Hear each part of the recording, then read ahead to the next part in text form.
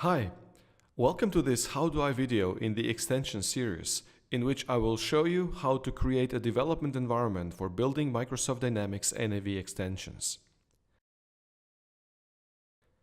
At the end of this video, I'll have created a development environment consisting of an original Dynamics NAV environment together with a development environment and a test environment. Every environment will have its own database and its own server instance. To be able to test in the Windows client and web client, the test environment will also have a web server instance. All this with using the default commandlets that come with Microsoft Dynamics NAV 2016. I'll do this in 4 steps.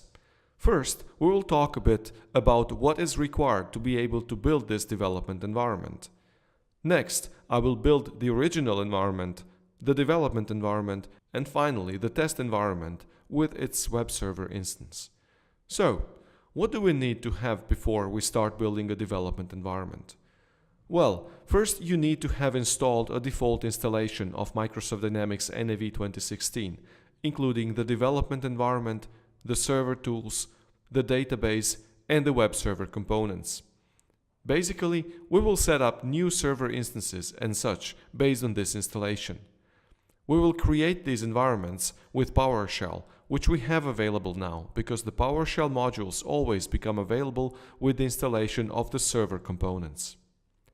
Next, you will need a database backup of the database you want to build your extension on.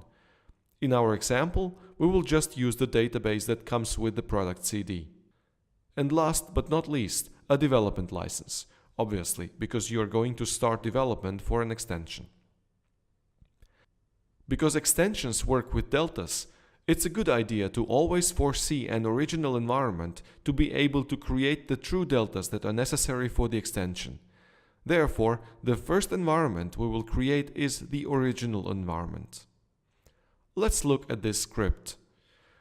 The script will basically load the server administration module of Microsoft Dynamics NAV to be able to do what we need to do, which is create a new database based on the database that is on the product CD, create a new server instance, start the new server instance, and import our development license. Let's execute the script. Let's now have a look at the databases and the server instances. As you can see, our original environment was correctly set up. Setting up the dev environment is quite the same as the previous step. Obviously, we're using different names and ports, but basically this script is also going to create a new database based on the database that is on the product CD, then create a new server instance, then start it, and then import our development license. This is going to be the database where we will develop our extension in.